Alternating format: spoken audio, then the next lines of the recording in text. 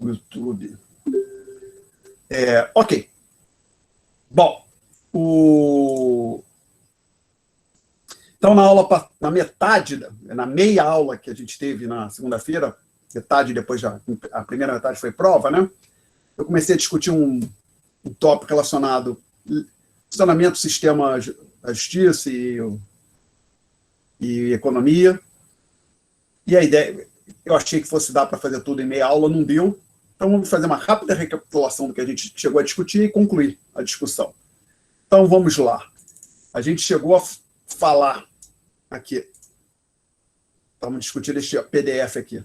Cheguei a falar de um jogo de soma zero. Comecei falando isso. Por exemplo, um jogo de soma zero é aquela situação onde o que um ganha é o que o outro perde. Por exemplo, cobrança de pênalti.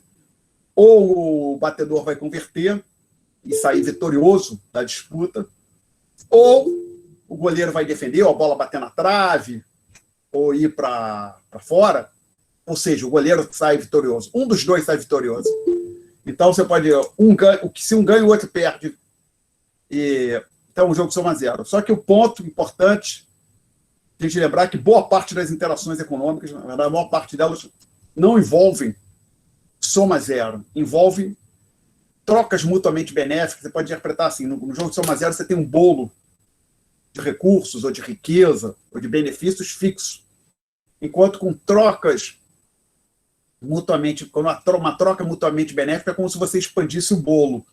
E, por exemplo, quando eu compro um café e pago R$5, provavelmente eu estava disposto a pagar R$5,50 ou R$6 pelo café, mas peguei o café por R$5. Então eu tive um ganho, levei por R$5, é o que eu estava disposto a pagar, por exemplo, 6. Enquanto o vendedor, que provavelmente também teve um benefício, ou pelo menos o vendedor do café não acredita que ficou pior, porque se ele achasse que seria desavantajoso, não seria vantajoso para ele vender o café, simplesmente não venderia. Então, usualmente, pelo menos a menos de caso de arrependimento ou de enganos, as trocas voluntárias são benéficas para ambas as partes envolvidas. E graças a essas trocas é que nós temos um padrão de vida muito mais elevado do que o dos nossos antepassados. Então, assim, eu odeio troca, eu odeio mercado, odeio capitalismo. Tá bom, mata tudo isso, vai todo mundo voltar para a caverna. Espero que quem pensa assim mate eu somente para ele, não mate para mim, que eu não quero ir para as cavernas. Eu prefiro ficar com a minha vida atual, até uma vida pior que a minha, por exemplo, uma vida que o ser humano tinha no começo do século passado, a voltar para as que já apesar de ser pior do que a atual, era uma vida muito melhor do que aquelas pessoas que estavam nas cavernas há milhares de anos. Então, um ponto central disso é que os mercados, e o bom funcionamento deles é fundamental para que a gente tenha um padrão de vida mais elevado do que os nossos antepassados, também para a progressão, que no mundo, a sociedade, ou seja, o ser humano vem ficando mais rico, desfrutando de renda mais elevada, de mais bens, de mais comodidade, vivendo por mais tempo, conforme a gente discutiu numa outra aula. Então, a gente vai tentar discutir aqui, pelo menos eu coloco assim, pergunta por quais motivos os mercados funcionam melhor em algumas sociedades do que em outras. Vamos tentar discutir pelo menos um deles, mas acho que ele vai falar de vários, ou uma resposta que abrange vários possíveis motivos. E eu mencionei aqui essa passagem do Adam Smith, onde ele discute, passagem do famoso livro A Riqueza das Nações, onde ele discute a importância do bom funcionamento da justiça, ou do existir do chamado império da lei, ou primado das leis, ou em inglês, rule of law, para o bom funcionamento do sistema econômico. E eu tinha mencionado que o problema é que nós precisamos de contratos. Isso envolve uma área em economia, a área de teoria dos jogos. Aí eu ilustrei esses contratos, essa interação com dois jogos.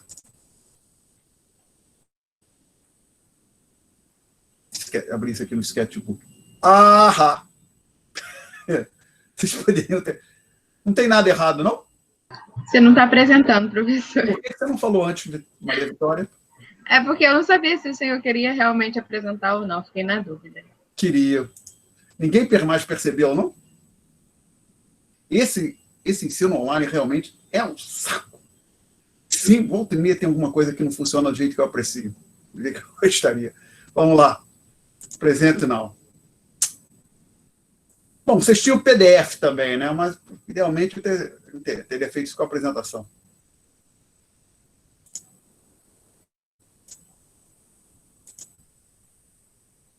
Então, aqui, a passagem do Adam Smith que eu estava falando deve aparecer daqui a pouquinho.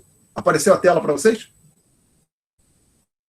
Sim. Então, essa passagem a gente tinha discutido na aula passada, né? E aí eu falei, essa parte de jogos, eu ilustrei com esses dois jogos. Se vocês forem lembrar, eu cheguei a fazer umas anotações adicionais aqui. Isso aqui era uma interação entre um potencial proprietário de imóvel, um potencial inquilino.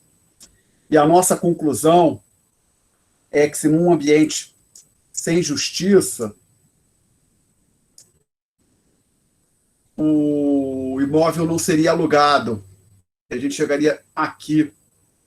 E lembra que essa primeira coordenada de cada vetorzinho desse, que aparece aqui no fim, ilustra como o senhor E, que é o proprietário, ordena os possíveis resultados, enquanto a segunda coordenada, vou tentar marcar em azul, ilustra como esse senhor F, que é o potencial inquilino, ordena os possíveis resultados. Então, a situação é que, basicamente, numa situação dessa onde não há justiça, o problema se o proprietário alugasse o imóvel e o inquilino desfrutasse do imóvel para depois efetuar o pagamento, o inquilino poderia simplesmente não pagar, seria mais vantajoso para ele. E ao se defrontar com essa situação, com essa possibilidade, o proprietário optaria por não, o proprietário é o E, o inquilino é o F, optaria por não alugar. A gente cairia nesse resultado final aqui, onde é a segunda opção para o senhor E e a primeira opção, a pior. Os números são, quanto maior o número, melhor é o resultado para o chamado jogador respectivo. Então, a melhor situação para o jogador é aquela com o resultado 3 para ele, onde ele aluga o imóvel e o inquilino paga pelo uso do imóvel. Então, o que tem de ineficiente aqui é que, primeiro, que a transação não aconteceu, a compra e a venda não aconteceu, e isso, quando você compara com isso está separado com os valores azuis, o que acontece? Se fosse possível conduzir os agentes para caírem na situação de que o imóvel fosse alugado e o pagamento fosse efetuado, ambos ficariam melhor do que nessa situação. Porque para o proprietário sairíamos de 2 para 3 e para o inquilino sairíamos de 1 para 2. Ambos estariam numa situação melhor. E aí depois a gente ilustrou, falou, na prática, suponha que tem um sistema judicial que impõe uma penalidade para o inquilino, então esse X aqui, na verdade, é um número qualquer menor do que 2, por exemplo, 1,5. Aí o resultado mudaria, conforme na discussão na aula passada, que tem um vídeo, inclusive, no YouTube, a gente cairia para cá. Então, você introduzia um sistema judicial que garante o cumprimento dos contratos, não impõe penalidade para uma parte que não respeita, não honra um pagamento que ela tinha prometido fazer, viabiliza a realização de transações e permite que os agentes tenham um bem-estar maior. Tá? Isso aqui eu dei esse exemplo em cima, mas se for pensar, é válido em várias situações. Compra no Mercado Livre, quando você paga por um produto e só vai receber depois. Mas, por exemplo, quando você paga com PayPal, se você não receber, tem uma garantia, né? Mas com boleto, quando você paga com boleto, é mais complicado, né? Você pode fazer compra com boleto. Tem uns outros fatores além disso, por exemplo, nós temos uma discussão chamada reputação, que inclusive tem sites, até no Brasil a gente tem. Por exemplo, no próprio, quem já comprou no Mercado Livre, tem a reputação do vendedor. Uma plataforma eBay também tem a reputação do vendedor.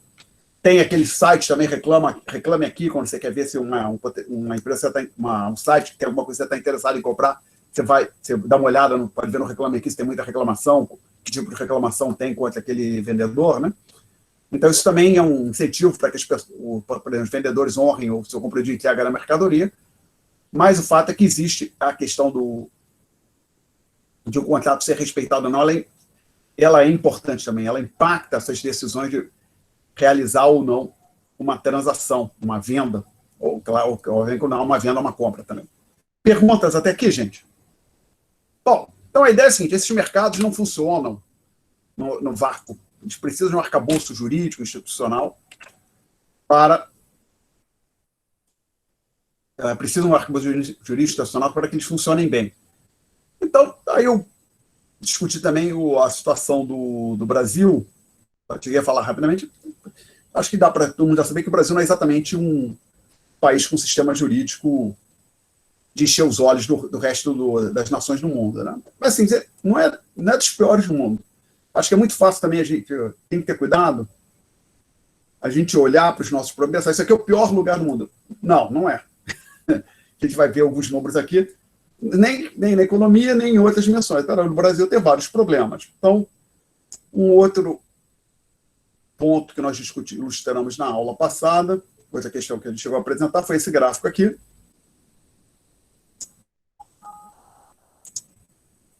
Onde eu falei, nós temos aqui um indicador de... Depois eu digo quem é o L. No eixo vertical.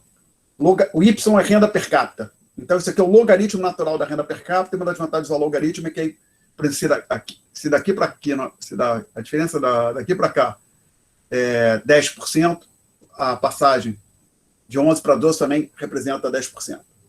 E no eixo vertical, desculpa, no eixo horizontal, a variável L é um indicador daquilo que eu chamei num texto que eu escrevi de primado das leis, que é a minha tradução para o em inglês, rule of law. Eu acho que o pessoal do direito gosta mais da área de direito, gosta mais de traduzir isso como Estado de Direito, tá? Bom, então vocês podem cada pontinho desse é um país. E nós temos a amostra tem 110 países para o ano de 2016. Primeira coisa que a gente vê, quanto maior o valor do L, maior tende a ser o Y, ou seja, uma correlação positiva entre as variáveis.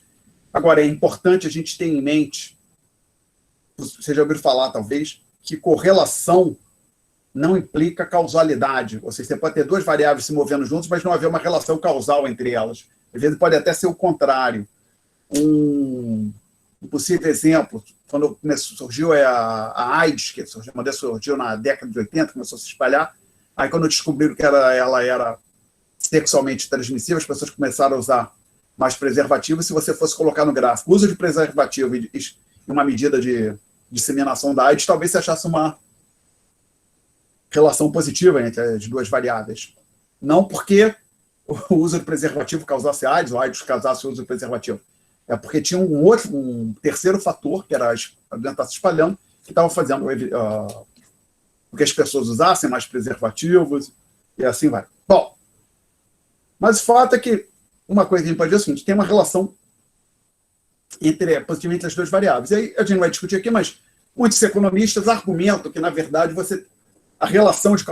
há uma relação de causalidade e que o L causaria o Y. Não só o aspecto jurídico, mas a qualidade das instituições, estabilidade democrática, eficiência do judiciário, indicadores de transparência governamental, tendem a contribuir para elevar a renda per capita. Que a pergunta que às vezes alguém coloca pode ser a seguinte: olha, tudo bem, existe uma relação positiva entre renda per capita e escolaridade média de uma população.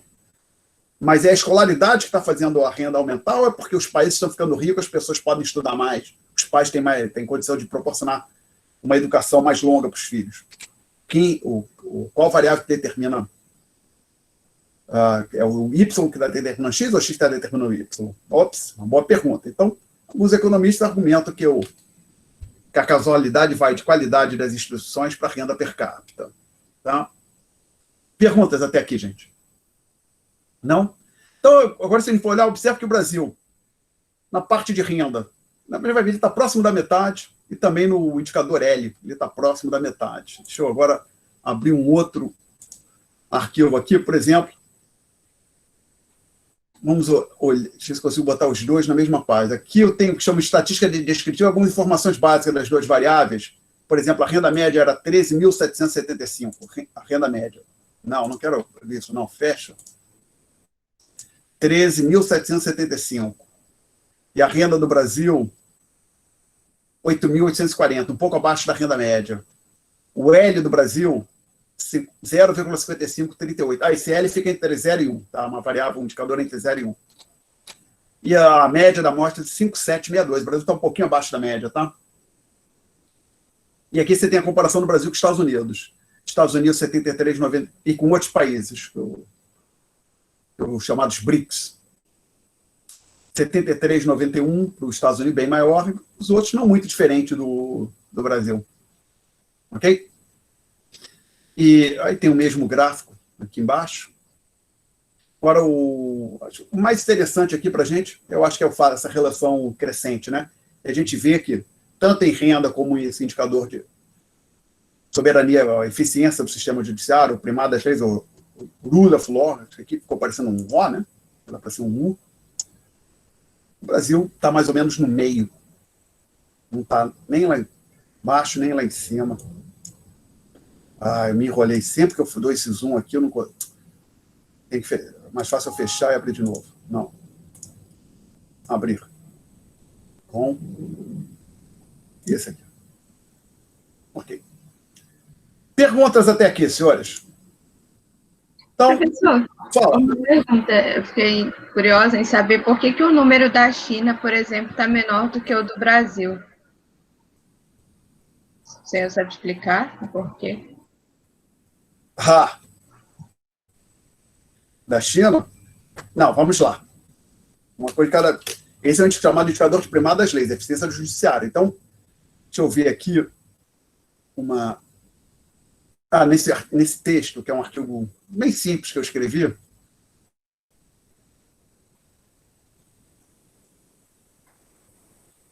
eu descrevo, lá no final tem o índice de primado das leis, é calculado por uma entidade chamada World Justice Project, que foi criada originalmente pela Bar Association, que é equivalente à Ordem dos Advogados nos Estados Unidos, tá?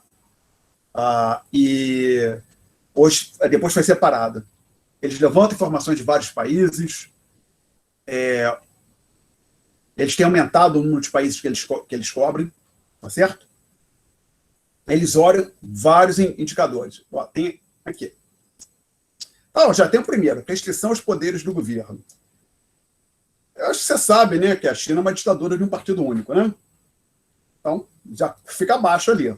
Porque, assim, lá na China não tem essa de executivo, legislativo, judiciário. Até tem, mas não quer dizer muita coisa. A China é uma ditadura de partido único, tá? Não é mais uma economia de comando. Eles conseguiram algo que as pessoas achavam que não era possível, ou não achavam que não seria duradoura. Eles acabaram com a centralidade, aquela economia de planejamento central, que era característica dos regimes marxistas-leninistas que existiam até o final da década de 80, princípio da década de 90, mas conseguiram manter o poder político totalmente centralizado na mão do Partido Comunista. Tá? Outro aqui. Transparência e abertura do governo. Direitos fundamentais. Tá? Acho que nesse aqui, possivelmente, está bem melhor que o Brasil. Tá? Agora, esse aqui eu não diria, mas não é difícil ver que não, né? Isso é um ponto, não sei se eu cheguei a falar aqui, talvez se eu já tiver falado, peço me desculpem pela repetição. Eu acho que qualquer um dos meus colegas aqui, na FRJ, né, precisamos estar presentes também na FRJ, concordaria comigo que a propriedade privada é uma característica central do capitalismo, né? Mas eu posso falar isso, não posso? Não estou sendo... Eu não estou falando nada controverso, não, ok. Tá legal. Então, propriedade privada é uma característica central do capitalismo. Agora que vem a maldade. Mas você observa o seguinte, aonde que a propriedade privada é mais sólida? Numa sociedade ditatorial ou numa sociedade democrática, onde tem justiça, onde, por exemplo, alguém, ou bem de uma pessoa confiscada, ela pode recorrer à justiça, tem liberdade de imprensa? E parece que é numa sociedade democrática, né, com imprensa livre, não é isso? Mas então, se a propriedade privada é fundamental para o capitalismo e a propriedade privada é mais sólida numa sociedade democrática, talvez a gente possa concluir que o capitalismo a pleno funcionamento do capitalismo só vai se dar numa sociedade democrática. Uau! Eu estou dizendo isso. O pleno funcionamento dos mercados requer democracia. Bom, assim, no mercado da sociedade, aquilo que chama de economia de mercado, ela tende a funcionar muito melhor numa democracia. Por quê? Porque uma das coisas é que a propriedade, numa sociedade ditatorial, autoritária, é muito menos sólida, não só a propriedade, inclusive a vida, do que numa sociedade democrática e livre. Exemplo, agora, não é agora, mas possivelmente vocês têm acompanhado, tem saído na imprensa o caso, eu esqueci o sobrenome dele, de um russo que faz oposição ao Putin, que estava fora da Rússia, foi envenenado, retornou para a Rússia, está fazendo greve de fome, e agora prenderam o advogado dele, né? Isso não é exatamente o que deveria acontecer não acontece, por exemplo, na Alemanha, no Reino Unido e outros países. Assim. Não que esses países sejam perfeitos, no próprio Estados Unidos, mas são sociedades mais livres e mais abertas do que a sociedade russa. No caso da Rússia, então, que esse parece que é simplesmente uma questão política. Houve pelo menos 2 casos neste século em que o governo russo se interessou por uma grande empresa, ou em 2 empresas diferentes, momentos diferentes, e, na prática, o governo russo aconteceu o seguinte: o principal acionista, o proprietário de uma grande empresa, foi preso e, tempos depois, a empresa virou propriedade do governo russo. Ok? Então, eu acho que assim, não é segredo que, que não é de bom grado criticar o governo russo, né? Para quem está na Rússia, né? Isso não é segredo. Acho que a gente sabe disso. Bom, então, por que então alguns índices aquele índice da China seria pior que o Brasil? Por conta desses possíveis indicadores que foram levados em consideração, né?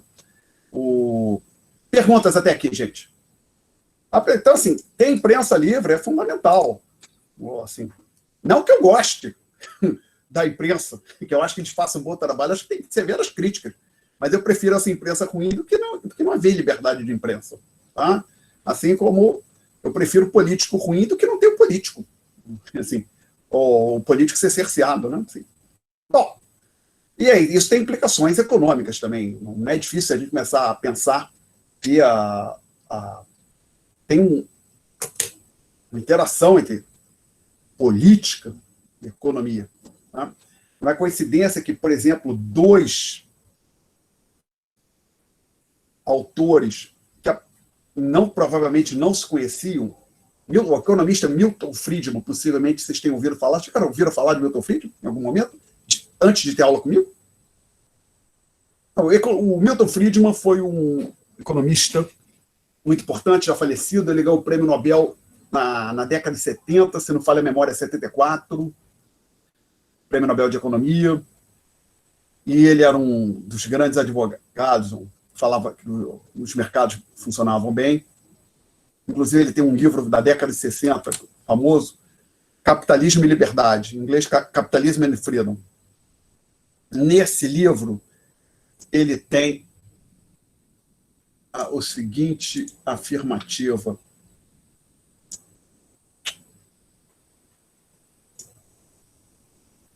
Está aparecendo o PDF aí para vocês, não está? Sim. Obrigado.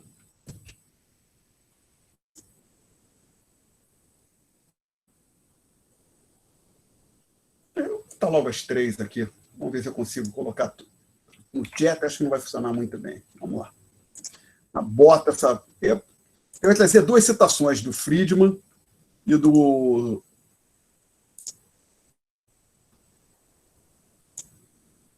Vou ter que botar em texto não formatado, desculpa. Do Friedman e do Solzhenitsyn. Mas tem ali também do James Madison. Por que eu vou focar nessas 2 aqui?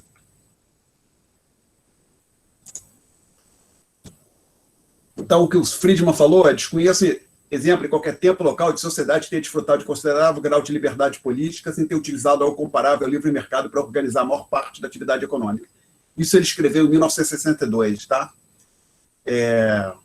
No livro Capitalismo e Freedom. Ele veio ganhar o prêmio Nobel anos depois, mas não pelo livro Capitalismo e Freedom, porque normalmente em economia, quando alguém ganha o prêmio Nobel, mas não sei se nas outras áreas é assim também, mas acho que é algo similar, a sociedade que atribui o prêmio, que atribui o prêmio, solta uma nota dizendo por que a pessoa está ganhando o prêmio. Então, o Friedman ganhou pelas suas contribuições de estudo determinantes do consumo e também em teoria monetária. Tá? Esse livro não foi a justificativa. Bom, então, o que o Friedman está dizendo é o seguinte: parece que a liberdade econômica, ou chamada economia de mercado, é uma condição necessária para que exista liberdade política. E, curiosamente, em algum momento, final da década de 60, princípio da década de 60, este russo aqui, o Solzhenitsyn, ganhou o prêmio Nobel também, na década de 70, mas na época que o Friedman escreveu isso aqui, ele não tinha ouvido falar de Solzhenitsyn, ou tinha ouvido falar muito vagamente, porque o Solzhenitsyn era relativamente desconhecido. Tá? O que o Solzhenitsyn, a história de Solzhenitsyn, ele era um capitão do exército soviético em 1945, ele foi preso em fevereiro de 1945, ele foi preso na Prússia pela KGB. A KGB foi lá no fronte, prendeu o Solzhenitsyn, que era na ditadura do Stalin, antes também era assim, depois do Stalin também não era muito diferente, prendeu o Solzhenitsyn por conta de cartas que ele escreveu, em cartas que ele trocava com um outro militar que era amigo dele. Ele fez referências ofensivas ao Stalin numa carta. E a KGB lia, controlava toda a correspondência que entrava e saía do campo da frente de batalha, né? Então, ele foi preso por isso, ganhou 8 anos de prisão no campo de trabalho forçado, depois exílio dentro da União Soviética.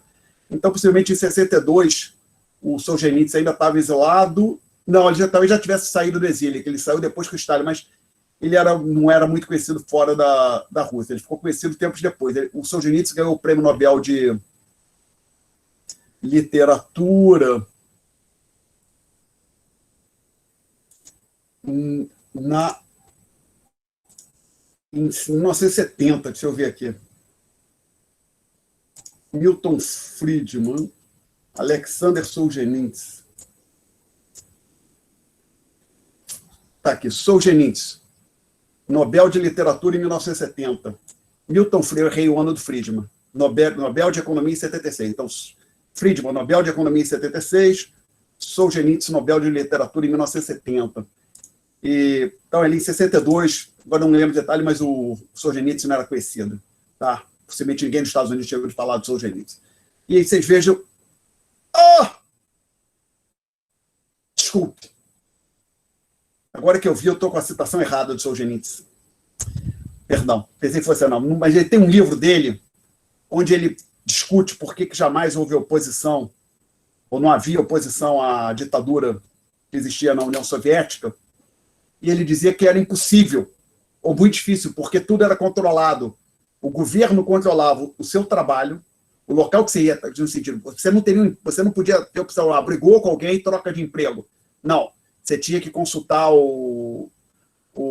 ter ok do governo, você tinha que ter ok do governo para trocar de cidade de residência, que você residia. Você precisava de ok do governo para tudo. Então, assim, o ponto é que numa sociedade... Perdão, realmente, eu pensei que essa fosse a citação do Solzhenitsyn, mas é outra.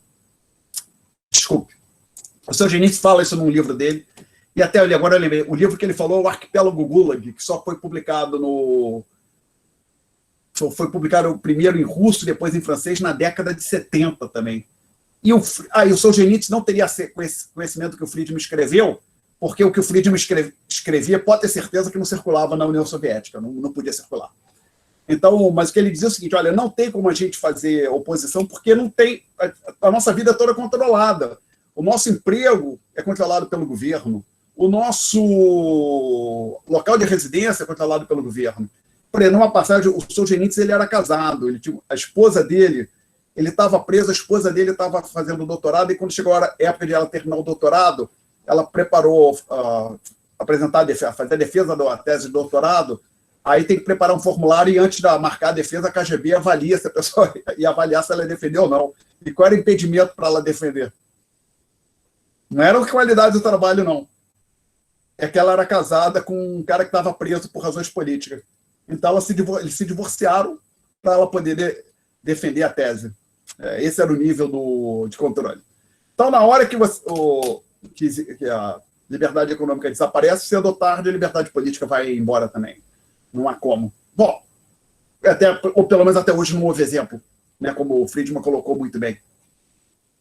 Bom, aí, e a outra, se alguém quiser ver, gosto muito dessa passagem aqui do James Madison, foi, acho que, o quarto presidente americano, Washington, John Adams, Thomas Jefferson. Madison provavelmente foi o quarto presidente dos Estados Unidos e um dos chamado pai da Constituição americana, e, né, no chamado um ensaio federalista 51, ele menciona que se os homens fossem antes, a gente não precisava de governo, e que se os homens fossem governados por antes, a gente não precisava de impor controles externos ou internos ao governo, né? Para que controlar o governo? O legislativo deveria controlar o executivo, tá certo? Por sua vez, o eleitorado controla o executivo e o legislativo, e assim vai. Bom, então, acho que tudo isso veio por conta de uma boa pergunta colocada por uma dos alunos, no caso, uma aluna, a Maria Vitória, por que o índice da China aparece, que a gente viu aqui, era do indicador referente ao primado, chamado primado das leis, era inferior ao do Brasil, né? Há motivos para isso, apesar da nossa justiça deixar muito a desejar, né? Ok? Perguntas, senhores? Comentários? Críticas? Não? Ninguém vai falar nada? Então, vamos continuar avançando. Então, o ponto é que a gente precisa dessa...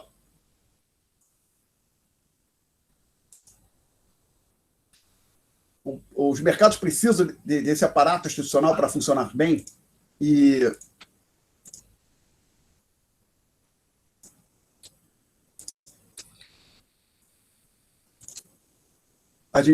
então, eu gostaria de falar da importância dos contratos. Basicamente, coisa mais comum que existe são contratos na nossa vida. Contrato de aluguel, contrato de prestação de serviço de TV a cabo, a gente tem contrato para prestação de serviço de luz, todas essas coisas. Mas, inclusive, um ponto importante, por exemplo, se a pessoa, já teve gente que ganhou o Prêmio Nobel de Economia por conta da discussão dessa questão, é o que determina as fronteiras da firma, ou seja, por que uma firma, por exemplo, uma firma precisa de um insumo ou de um serviço, o que determina a decisão da firma, dela mesma produzir o insumo ou executar o serviço, ou contratar, comprar de um fornecedor. Eu dei aqui um exemplo, possível exemplo, sistema de pagamento. Acho que imagino boa parte, se você nunca fez, ou já acessou, por exemplo, a Amazon, né? A Amazon, até onde eu sei, não aceita o PayPal, aceita? Não, você tem que usar o seu próprio cartão. Você pode imaginar, então, que na prática, até uma vez uma pessoa que não conhecia me perguntou o que é o PayPal. Eu falei, o PayPal é que nem a Amazon, só que não tem Amazon, só tem o sistema de pagamento. Mas, na verdade, é o seguinte, o que é a Amazon? Ela tem como se fosse um PayPal dela, só para atender a Amazon e aquelas pessoas que estão vendo, outras empresas, né, que tem empresas no chamado marketplace, o mercado da Amazon. O americano agora tem isso também, outras entidades têm. Então, veja, a Amazon ela não contratou o PayPal, ela mesmo produziu o seu sistema, ou gerencia o seu sistema de pagamento online. Agora, isso pode fazer sentido para a Amazon, porque tem algo que os economistas chamam, chamada economia de escala, algo importante.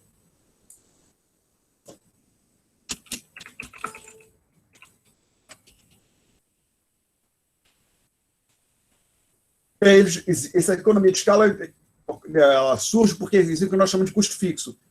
É um custo que você vai exercer uma atividade, não é afetado pelo número, pela quantidade de bens, ou quanto de serviço você vai produzir. Por exemplo, lavar louça. Eu gosto de acumular algumas coisas na louça antes de lavar. Por quê? É simples. Tem um custo que tem é você botar sabão na esponja, molha a mão, depois tem que secar. Então, cada vez que surge uma xícara, vai lavar, você incorre nesse custo de colocar o sabão e sempre perde, né? Fica sabão na esponja.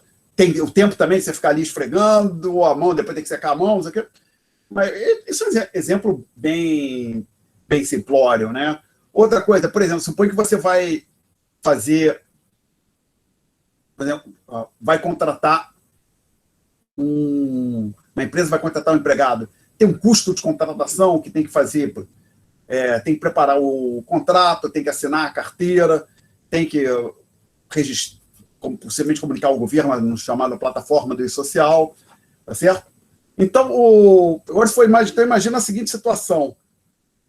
Para alguém que tem uma pequena livraria, que vende, digamos, 5 livros, faz sentido ele ter um mega sistema de montar um departamento de entregas? Não, é melhor quando tiver alguma coisa para entregar, botar no correio, contratar um motoboy, né? Enquanto agora, para uma empresa grande, talvez faça sentido. Então, o que está acontecendo aqui, quando a gente pensa, a gente vê a Amazon tem o seu sistema de pagamento, mas enquanto pequenas comerciantes utilizam o PayPal, tem algum outro sistema para a pessoa registrar o cartão de crédito, também tem a opção de gerar boleto, né? Então, elas não têm a solução, o inglês seria in-house, a produção própria da Amazon. A Amazon, ela criou e gerencia e mantém o seu próprio sistema de pagamento. Então, em inglês, a decisão, a discussão é o make or buy. Se a empresa deve fazer ou comprar um insumo ou algum serviço, é importante. E as pessoas que estudaram isso chegaram à conclusão que algo que é relevante para esse problema é a existência a possibilidade de redigir contratos. Em particular, eles chegaram à conclusão que o ponto deles é que não existe um contrato que vai cobrir todas as possíveis coisas que vão acontecer. Por exemplo, contrato de aluguel de imóvel, nunca vi um que mencionasse se o aluguel é não devido, ou se cai pela metade, se o prédio ficar sem elevador. Que agora imagina assim, alguém alugou um prédio alto, com 30 andares, esse prédio fica sem elevador. O que acontece com o contrato, o imóvel, um apartamento alugado no 25º andar? O aluguel é devido ou não? O que vocês acham? É devido? É devido porque seria apenas uma... Como é que ele diz? É como se fosse não é o bem principal, e sim são... Acessório. Bens acessórios, exatamente. Mas então, mesmo que seja por meses sem elevador, estou falando sem elevador nenhum, né? Sim, aí o que pode fazer é tentar uma renegociação do aluguel do contrato de aluguel, para renegociar o preço. Isso, basicamente, o inquilino pode procurar o proprietário e falar, olha, está sem elevador, isso aqui 25º andar, não mas tem mas realmente é como se fosse um bem acessório. Tipo, tu pagas o contrato de aluguel, não necessariamente pelo condomínio. Aí pode pedir também uma taxa de redução do condominial, algo do tipo, mas como é bem acessório e não o principal, então não afetaria. A não ser que fosse, claro, se fosse, por exemplo, uma realmente estrutural, tipo, deu uma infiltração e tudo mais, aí tu fores consertar, e dá para pedir a redução. Mas até a infiltração, dependendo do que está sendo a responsabilidade do proprietário. Às vezes é do apartamento de cima, né? Depende muito também do contrato. De quem é responsável. O próprio proprietário pode se eximir do pagamento dos bens necessários. Tem essa possibilidade. É mais raro em contratos de aluguel. Normalmente, os proprietários eles não se eximem de pagar, de rescindir, né, os bens necessários, as benfeitorias necessárias, mas pode acontecer. Pode. E aí é bom ficar de olho na hora de assinar o contrato de aluguel por isso. Então, mas assim, o ponto é que nenhum contrato vai cobrir todas as possibilidades, né? Você sempre pode pensar, pode acontecer alguma coisa que o contrato não vai cobrir. Por exemplo, um exemplo que eu já vi também discutindo, por exemplo, suponho que tem um contrato de entrega o típico exemplo que tem nos livros textos de direito econômico, chama Law Economics, direito e economia. Por exemplo, uma empresa que um exemplo concreto agora. Por exemplo, suponha que tenha acontecido tinha algum navio com carga, tinha uma data para chegar num certo lugar, estava previsto para entregar, digamos, até o dia 15 de abril, mas atrasou porque o canal de Suez estava bloqueado.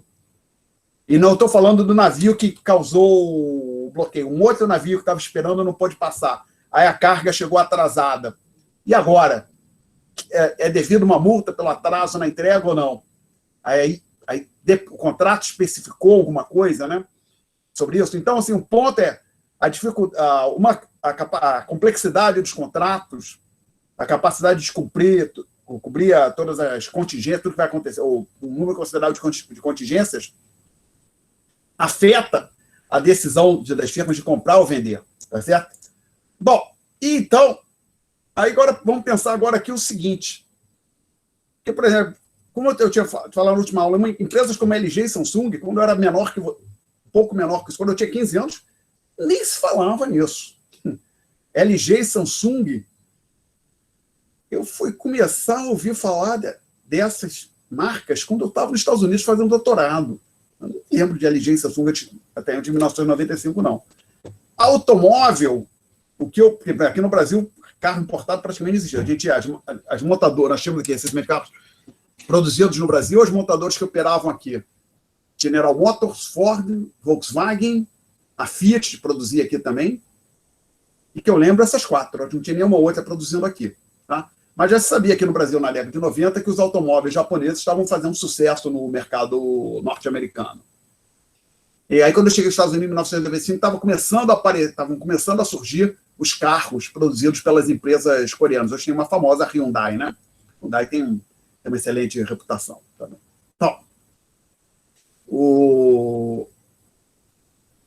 então, por exemplo, hoje na área de telefone celular, Samsung é muito importante, a LG parece que vai parar de produzir celular, mas monitor, televisão, LG e Samsung são, acho que, senão as duas primeiras certamente tem as 5 marcas mais famosas, né? Mais renomadas, né? Nesses setores. Então, as pessoas, não seria bom que o Brasil tivesse a sua LG, a sua Samsung? Mas, cara, imagine uma coisa simples, como, por exemplo, um celular. Esse trocinho aqui. Quase todo mundo tem um, né? Vocês imaginaram quantos contratos estão por trás desse negocinho? Quantos fornecedores, sei lá, esse aqui, meu aqui é LG. Quantos fornecedores será que a LG negociou? Quantas empresas contribuíram para a LG produzir isso aqui? Quantas pessoas trabalharam para a produção disso aqui? Quantas empresas a LG negociou a distribuição do produto depois? Tudo isso contrato. Tá? Todas essas transações, que até alguns anos eu erroneamente pensava, não, compra de café, estou passando um lugar, eu adoro esse exemplo, quero tomar um café expresso. Essa é uma transação simples, bem simples, é uma das mais simples que você pode conceber na sociedade contemporânea. Você chega num lugar e é assim, ó, toma aqui R$5 e me dá um café. Mas nem essa é simples, gente. Primeiro, muitas vezes a gente paga com cartão, né? Mas segundo, mesmo que eu esteja pagando em espécie o café, então, uma nota R$5, pego o café, se eu não gostar do café, não tem por que eu querer. Tudo bem, é uma perda pequena, não vou levar à justiça, não precisa de contrato. Engano que a chamada cadeia produtiva do café, tudo que teve que ser feito para viabilizar que aquele café saísse da máquina, você tem contrato, você tem a produção do café, do grão, tem a distribuição, tem que moer o café, tem a máquina, a cafeteira, né, do bar, mas um equipamento relativamente sofisticado. Então, tudo isso requer contratos. Então, se você tem um sistema judiciário ineficiente, ineficaz, demorado, moroso, vamos dizer, adjetivo como você quiser, se um país está nessa situação, as suas empresas vão ficar em desvantagem relativamente às sociedades que têm um sistema judiciário mais eficaz. Pura e simplesmente isso. Então, realmente, você tem um sistema judiciário ineficaz, moroso, demorado, não ajuda em nada que você tenha empresas do porte da LG, da Samsung, que são empresas relativamente novas, ou vir a ter a sua Ford, a sua Honda, e assim vai. Ok? Perguntas até aqui? Não. Aí, vamos dar uma visitada no website, já eu abro aqui, mas eu faço aqui uma discussão, quem que tiver interesse adicional, esse livro aqui é relativamente simples. Deixa eu ver se eu tenho que mudar isso aqui. É isso aqui que eu quero. Vou ver se eu consigo colocar os dois links Tem esse texto em português e em inglês. Sempre, se puder ler em inglês, é melhor. Tá? Inclusive, agora em português, não sei por que cargas d'água, como você acha, estão cobrando R$500. Enquanto o livro em inglês é $30, sei lá. $40, não sei. Cheguei até a olhar se existia na estante virtual, tá, mas só tem um, parece. Acho que quem tem esse livro não se desfez dele. É um bom texto. Obviamente, eles falam de vários países, discutem. Perdão, título em português. Por que as nações falham? As origens do poder, prosperidade e pobreza. Então, esse autor aqui, o Daron Acemoglu, é cotado para receber o prêmio Nobel. São 2 economistas. Em algum momento, o Daron Acemoglu deve receber um prêmio Nobel. Ele é absolutamente fenomenal. Bom, eu li o livro, gostei, interessante, apesar do que eu vou dizer para você, uma parte lá quando os caras falaram do Brasil, tenho a impressão que eles só estavam lá falando que eles leram em algum jornal, como o New York Times, outro não me parecia nada muito profundo, me parecia, inclusive, uma parte equivocada, não é crítica ao governo, uma crítica ao governo, mas é que no governo do ex-presidente Lula, na época era presidente Lula, aquela data, 2012, o Lula já não era presidente, mas na época que escreveu o Lula era presidente, estava dizendo que na época o Brasil estava expandindo a democracia, não sei o quê, não está muito claro para mim o que eles estavam dizendo ali. Me pareceu uma visão assim meio de propaganda, que pegaram a receber uma propaganda e colocaram lá. Mas possivelmente tem falhas em outros, quando o cara fala de outros países, mas no geral, quando a gente fala de outros países, de forma geral, é um excelente livro. Bastante interessante, não é muito complicado, não requer um conhecimento muito profundo de economia. Tá? Então, se alguém tiver interesse nessas questões, é um bom texto. Agora, vamos visitar esse website, que é um projeto do Banco Mundial, Doing Business. Então, eu vou abrir aqui no meu navegador.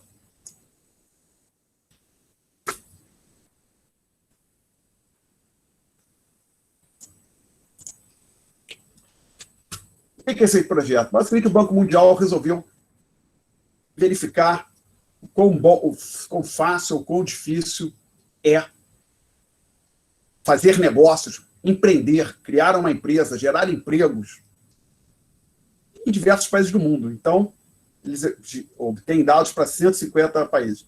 Como eu confio na tradução do Banco Mundial, vou tentar botar em português. Apesar que eu falei, é preferível em inglês. Se você puder em inglês, dê preferência para o inglês. Ok? Perguntas até aqui. Opa, tem um tipo de comunicado sobre conversão de mas não vai discutir isso. Perguntas até aqui. Então, o que tem aqui? Vamos pensar assim, vamos selecionar um tópico.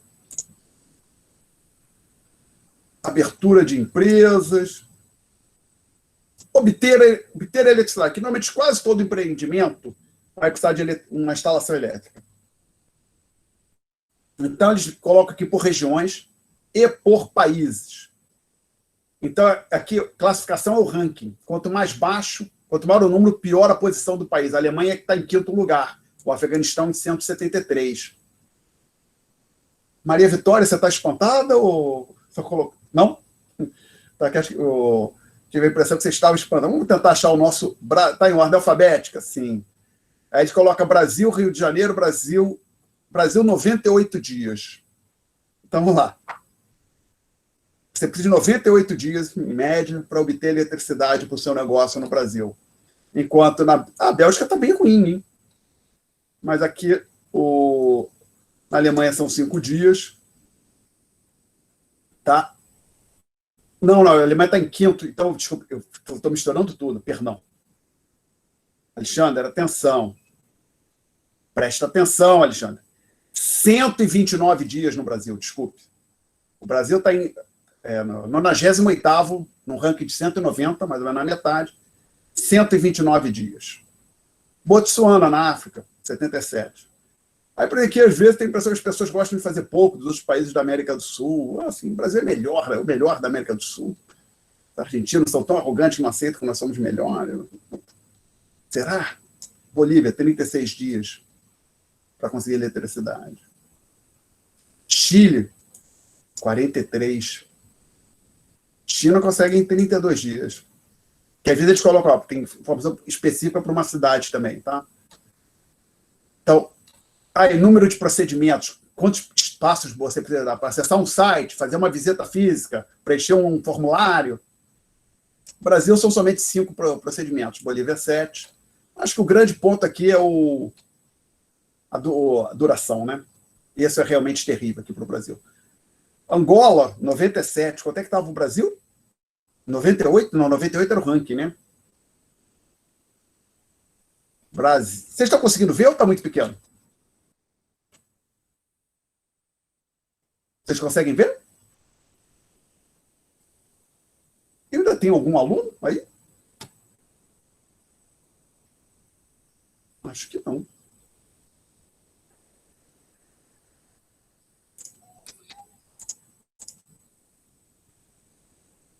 Ai.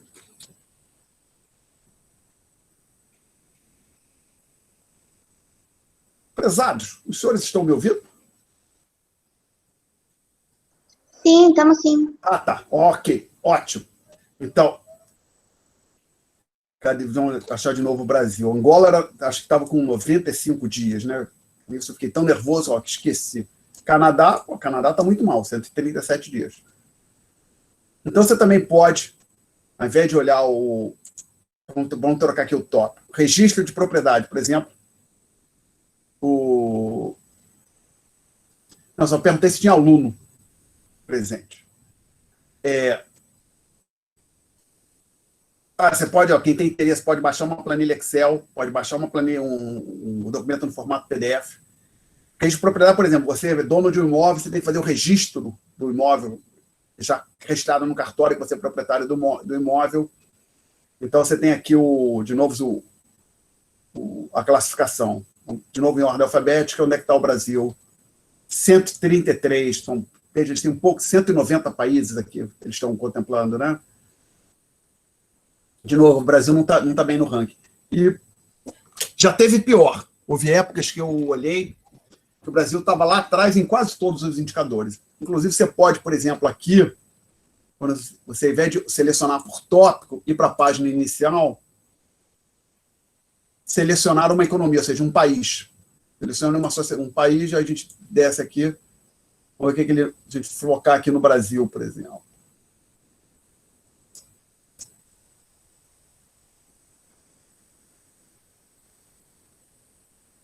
Então, classificação do INBusiness. 124 o ranking do Brasil, o ranking geral atribuído pelo Banco Mundial, em 190 países. Aí tem o ranking do Brasil. Desculpe, vocês estão conseguindo ver ou está muito pequeno isso? Se o senhor puder aumentar um pouquinho. Ficou melhor? Ficou. O ranking do Brasil por tópico. Só que aqui eu vejo, apesar de eu ter selecionado português, aqui só tem inglês. Peço de um... não, aqui embaixo o título está em português, em inglês aqui, desculpa, ranking do e-business aqui, mas as palavras aqui embaixo estão em português. Ó. Abertura de empresas. Ó. Veja bem, só a execução de contratos que envolve justiça que o Brasil subiu. E aqui, né? Aqui também está acima de 100, né? Mas você não acha um item onde o Brasil esteja entre os top 50. Tá? Não acha um. Então, assim, não é de surpreender que o Brasil não seja um dos países mais ricos do mundo, tendo visto esses indicadores. Tá? Surpreendente. E aqui esse pagamento de imposto não é se é muito imposto ou não. O quão complicado é pagar os impostos, se não me falha a memória. Tem a descrição de que é cada item desse. Quem tiver interesse pode ver. Quão complicado é realizar operações de comércio internacional também. Tá certo? Então, tem outras informações também. Aí tem a classificação 2020, 2019, melhorou um pouquinho de 2019 para 2020.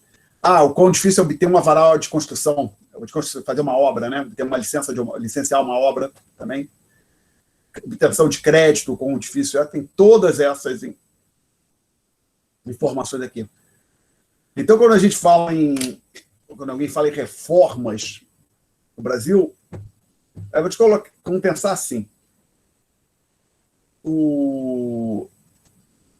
Tentar colocar um outro exemplo. Suponham que um dia alguém comece a discutir reforma da educação, reforma do currículo do ensino básico, do ensino médio, numa sociedade qualquer. Aí tem lá um grande debate. Não, queremos melhorar a educação, vamos ter mais matemática, menos matemática, mais digamos, a língua seja mais português, vamos ter língua estrangeira, vamos fazer um esforço para ensinar inglês, aí tem toda essa discussão. Mas é uma discussão importante. Mas se naquela sociedade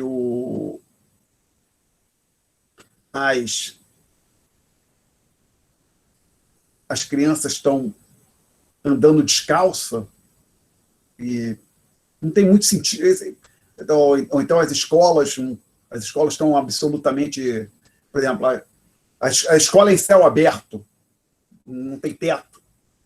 Não tem condição. Então, assim, qual ponto você discutir o currículo? Antes, é melhor. Primeiro, deixa o currículo atual, mesmo que seja absolutamente horroroso, e foca em equipar as escolas, talvez, e verificar se as crianças estão bem alimentadas, e coisas desse tipo, né? Então, seriam coisas bem básicas, bem fundamentais. Então, assim, o Brasil está perdendo, o Brasil não atende está muito atrás de boa parte de outros países, não está muito bem em nenhum indicador, no que diz respeito à facilidade de empreender, como a expressão doing business, de fazer negócios, criar emprego, criar uma empresa, consequentemente gerar emprego, e assim vai. Então, assim, o fato é que a sociedade brasileira nunca abraçou a chamada economia de mercado para valer. A gente tem muitos entraves. Então, seria importante que o Brasil reduzisse esses entraves, seria fundamental, assim, antes de... Vai ficar a discussão, não, política industrial, veja, não faz muito sentido. Deveria primeiro, antes de pensar nesse tipo de coisa, pensar em coisas mais básicas. Como é que a gente faz para reduzir a dificuldade para alguém criar uma empresa, abrir uma empresa, fechar uma empresa também, né? Se a pessoa quiser fechar, assim vai. Tá? Perguntas, senhores? Não? Então, quem tiver interesse nesse tópico, pode depois visitar esse site. Tem bastante informação. A primeira vez que eu vi, eu fiquei totalmente surpreso, já imaginava que alguns indicadores são ruins, mas você vê algumas coisas bem ruins, em que você vê que o Brasil fica atrás de vários países que supostamente, nós estamos na frente, no mesmo patamar que não, o Brasil fica atrás do México, atrás do Chile e de outras nações latino-americanas. Então não é de surpreender que o Brasil não seja uma nação líder no que diz respeito à economia, apesar de ter um PIB grande. O PIB brasileiro deve estar entre os 15 maiores do mundo, já teve entre os 10 maiores do mundo. Mas o Brasil não é uma nação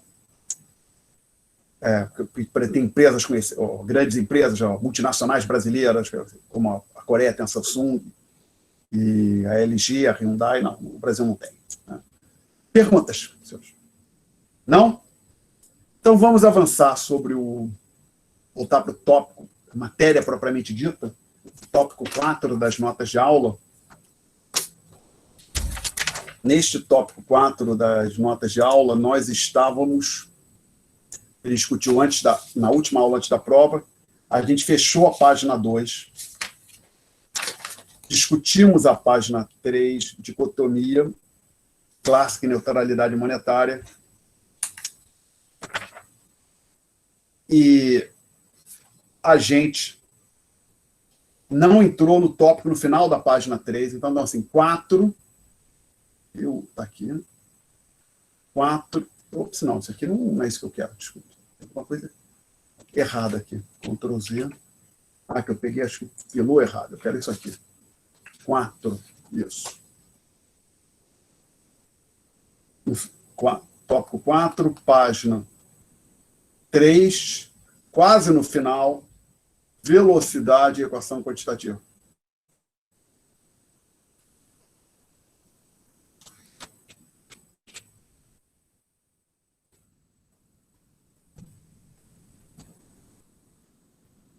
Então, eu menciono o seguinte, que a chamada equação quantitativa que a gente já colocou apresentamos antes, é dada por essa expressão aqui.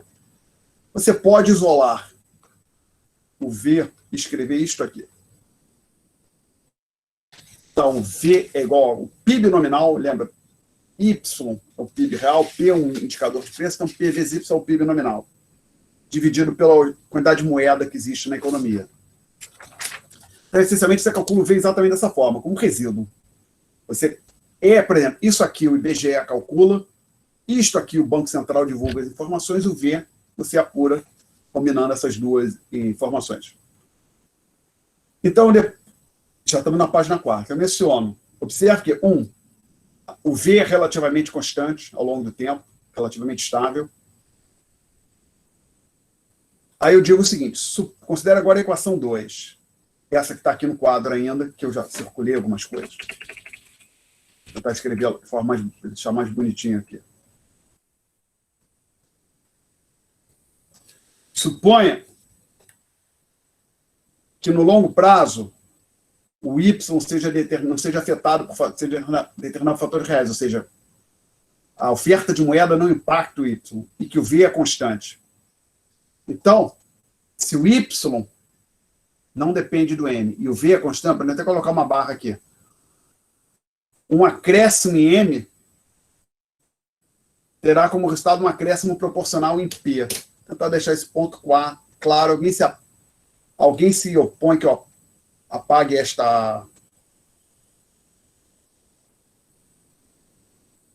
o quadro? Alguém se opõe? Então, vamos lá, gente. Suponha que eu tenho aqui duas variáveis distintas de zero, por exemplo, dois valores positivos, duas variáveis com valores positivos. Aí eu calculo essa fração, A vezes B. Tá? Aí digamos que isso aqui multiplica por seja igual a 2. Aí eu multiplico A e B pela mesma constante, K. Por exemplo, 1 mais alfa, onde alfa é uma taxa de crescimento, digamos, 0,1. Tá? Desculpa, vou deixar com o número mesmo, perdão. Quanto é 1,1 sobre vezes A, dividido por 1,1 sobre B? Isso é igual a sobre B, não é? E é igual a 2, tá? Certo? Nós tínhamos assumido isso antes. Então, o que eu estou querendo ilustrar aqui? Eu estou dizendo o seguinte, se o A cresce 10% e o B cresce 10%, a fração A sobre B não é afetada. Então, esse é um resultado geral. Se duas variáveis crescem a mesma taxa, duas variáveis genéricas, por exemplo, tem uma variável que eu chamo de x1 e uma variável que eu chamo de x2. Por exemplo, salário e preço. Aí sabe o que seria a razão entre salário e preço, chamado salário real. Se a variável 1 e a variável 2 crescem a mesma taxa percentual, a fração permanece constante. Tá? Posso apagar? Então, quando pegando a equação 2, escrevendo desse jeito. Mas poderia pegar outra também, mas tudo bem. Vou botar exatamente a 2. Deixa eu escrever desse jeito aqui, só separei o Y. O M aumentar, isso aqui está fixo, e esse camarada aqui não mudar, o que precisa acontecer para a igualdade se verificar? Tá certo? Digamos que eu dobro o M, eu vou ter que dobrar o P. Então, se eu aumento o M em 50%, o P vai ter que aumentar 50%. Então, quando eu falo de aumento proporcional, quer dizer, as duas variáveis, P e M, tem que serem um acréscimo de 10% em M, no longo prazo vai gerar um acréscimo de 10% em P. Ok? Perguntas? Então, eu digo o seguinte, os itens 1 e 2 acima, sintetizo os itens 1 e 5 na página 341 do livro texto. Então, na página 341 aqui do texto, estamos no capítulo 17, depois de um gráfico, o Mencken discute 5 pontos sobre o comportamento entre moeda, a relação entre moeda e inflação. Esses 5 pontos, na prática, acho que são sintetizados com essa discussão. Alguma pergunta até aqui? Então, aí eu digo no próximo boletim, eu coloco alguns comentários adicionais sobre a teoria quantitativa da moeda. Ela foi um dos pilares da teoria macroeconômica até a década de 30. Aí, inclusive, afirma-se que é comum falar que os chamados economistas clássicos que antecederam o Lord Keynes, o John Keynes, acreditavam que o V era constante. Eu tenho a impressão que essa ideia que eles acreditavam que o V era constante é uma visão meio que caricata deles. Eles admitiam que o V, a velocidade, podia variar. Tá? E que a grande contribuição do Keynes, o argumento do Keynes é que o V estava longe de ser constante. E que, então, você joga a teoria quantitativa fora. depois do Keynes, os trabalhos mais importantes, o mais importante foi publicado na década de 30, chamada Teoria Geral do Emprego, da Renda, e o Friedman, um trabalho de 1956, o Milton Friedman, que a gente já falou hoje, ele apresentou a chamada reconstrução da teoria quantitativa da moeda. Ele disse, olha, o V não é necessariamente constante, o fato é que ele depende de algumas variáveis, por exemplo, o V é alguma coisa assim, A mais B vezes π, mais um Czinho vezes Y, blá, blá, blá. Uma coisa desse tipo, ou seja, era uma função, matematicamente era uma função onde essas coeficientes aqui, A, B, C, eram relativamente estáveis. Então, à medida que a inflação varia, o Y varia, o V pode variar também. Mas ele é relativamente, a função é estável, no sentido que isto aqui não varia muito ao longo do tempo. Bom, então o nosso autor, depois eu moeda e preço durante, o chamado estudo de caso, moeda e preço durante 4 hiperinflações, ele ilustra isso com a figura 4, ele fala de 4 países europeus, 4 episódios de hiperinflações que aconteceram na Europa na década de 20. Aqui eu também tenho um erro, eu escrevi Polônio. Evidentemente, eu queria dizer Polônia, né? Não existe nenhuma nação chamada Polônio, é a Polônia. Então, ele fala da Áustria, da Hungria, da Alemanha e da Polônia na década de 20. Ele ilustra isso com o comportamento de moeda e preços, com 4 gráficos. Vocês podem depois dar uma olhada, mas vocês vão ver que as 2 variáveis andam juntinhas. E eu faço um comentário. No maior número marcado na escala horizontal da Alemanha é 10 elevado a 14, que isso quer dizer 100 trilhões. Tá certo? Então, o nível de preços na Alemanha passou era igual a 1 em 1921, ou digamos, igual a 100 em 1921, em 1925 tinha chegado a 100 trilhões. Tá certo? A hiperinflação foi particularmente brutal na Alemanha. Quando vocês verem a escala, olhar nesses gráficos que o autor colocou na página 3, 4, 6, vocês poderão ver. Perguntas. Então, o próximo tópico que a gente fala aqui é o chamado imposto inflacionário. Que assim, eu penso assim, se a inflação fosse sempre ruim para todo mundo, talvez seria mais fácil se livrar dela. Mas ela traz algumas vantagens, uma delas de natureza fiscal para o governo. Supõe a seguinte situação. É concedido um aumento para o salário dos professores das federais ou qualquer outro servidor público ou qualquer outra medida de gasto do governo. Por exemplo, agora, na pandemia, o governo expandiu os gastos com a criação de auxílio emergencial. Tá? Aí surge a questão, como é que isso vai ser financiado? Por exemplo, um caminho, cobrar impostos. Aumenta os impostos para financiar esses gastos novos. Isso tem um problema, normalmente é impopular. Um outro caminho, o governo financiar com a emissão de moeda, chamado o governo emite moeda. E pode parecer meio mágico, né? Tem que pagar o auxílio emergencial, vamos tributar as pessoas que não recebem auxílio emergencial. Isso é ruim, tem resistência no Congresso. Então simplesmente financia isso com a emissão de moeda.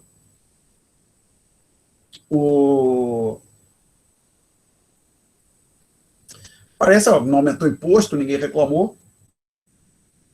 Tá? E só uma coisa, outras opções de financiamento, uma que foram desconsideradas, uma delas, por exemplo, o governo emitir títulos da dívida pública, governamental sem endividamento, né? Desconsiderei aqui. Simplicidade, comparando só a opção de aumentar os impostos, ter seria a carga total de impostos que o governo arrecada, ou expandir a quantidade de moeda. Mas isso, por exemplo, esse aqui parece que não vai... não comprou imposto, não é tão simples, não. Porque na hora que você expande a quantidade de moeda, em algum momento o nível de preços reage a isso e cresce. E quem tinha, por exemplo, R$1 na carteira, o poder de compra desse R$1 é 1 sobre P. Então, quando o nível de preços crescer, o poder de compra daquele R$1 cai. Então, na prática, a emissão de moeda, depois que ela puxa o nível de preços para cima, depois que esse efeito se concretiza, ela funciona como um imposto sobre que é pago por os detentores de moeda. Então, todo mundo tinha dinheiro na carteira ou dinheiro parado no banco, sobre a forma de depósito à vista, está perdendo, isso está perdendo o valor. E mais especificamente, agora o truque aqui é o seguinte. Posso apagar aqui o quadro? Alguém se opõe? Não? Então, lembra que o M0 é um passivo do Banco Central e o M1, que é igual a PMPP mais depósito à vista, é um passivo do Banco Central e dos bancos comerciais, como o Bradesco e outros. Então, o truque que teria é o seguinte: na hora que o nível de preços aumenta, o poder de compra disto aqui cai, mas o poder de compra desse aqui cai também. Então, isso aqui não é correto chamar de... Quer dizer, houve um imposto cobrado sobre o depósito à vista, porque imposto a gente utiliza só o procedimento usual, ou seja, é aquilo que o governo arrecada. Por exemplo, a conta de luz não é um imposto, eu pago pelo serviço, eu pago para uma empresa privada. O que eu pago, compro alguma coisa num restaurante, isso não é um imposto. Ou conta de condomínio no prédio que eu moro, isso não é um imposto. Tá? Então, quando isso aqui, o poder de compra do depósito à vista cai, isso é um ganho para os bancos. Então, não é correto dizer que houve um imposto. Aí, alguns autores chamam-se de transferência inflacionária.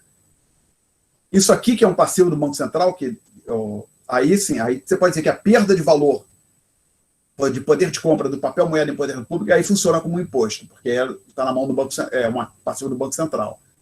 Então, assim, o truque disso tudo é que quando o nível de preços começa a aumentar, o M0 perde poder de compra, e a perda de poder de compra do M0 é chamado de imposto inflacionário.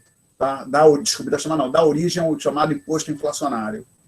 Inclusive, eu não vou discutir isso aqui, mas matematicamente é possível fazer. Posso apagar, gente? Não. Então, é comum, já fiz isso algumas vezes na minha vida, você mensurar o imposto inflacionário dessa maneira. Você pega o M0, divide pelo nível de preços, então tem assim, como se fosse o poder de compra, pelo índice de preço, o poder de compra do M0, e multiplica pelo PI, que é a taxa de inflação. Isto aqui tudo é chamado de imposto inflacionário. O imposto inflacionário, então, é o M0 sobre P, como se fosse o poder de compra da base monetária. Ops, só que uma coisa, eu vi aqui, esse zero não é índice, tá? Quando a gente fala aqui em M0, M1 de base monetária, nesse conceito, o zero é grande aqui, desculpa. O M0 dividido pelo P vezes a taxa de inflação num mês te dá uma medida do imposto inflacionário, ok? E ele é pago pelos detentores da base monetária. Então, assim, a emissão de moeda no frigideiro dos ovos, ela tende a gerar algo que funciona exatamente como um imposto. Eu digo, no caso do M1, ocorre uma transferência que favorece, isso eu tinha discutido no começo da página 5, né? E um ponto importante, todas as hiperinflações, todos os episódios de hiperinflação, eles tiveram um elemento comum. O país no qual que foi assolado pela hiperinflação tinha um governo que tinha um déficit, existia um déficit fiscal. Ainda não aconteceu hiperinflação sem que ela fosse acompanhada por um déficit fiscal expressivo. Perguntas? Não? Então, a gente passa aqui para o próximo tópico, chamado efeito Fischer.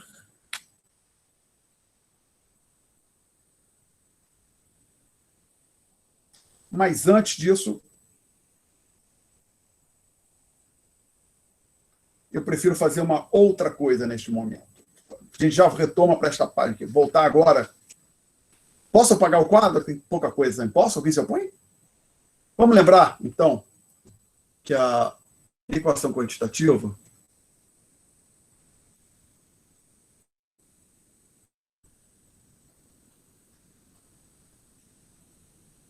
é dada por essa expressão. Se eu aplicar logaritmo natural, então, e aí tem uma regra propriedade de símbolos logaritmos, que, por exemplo, é LN, onde se A e B são números positivos, né? Tá? Então, eu posso escrever aqui, agora essa linha, ou seja, em vermelho é uma regra, propriedades logarítmicas. Eu posso escrever isso aqui desse jeito.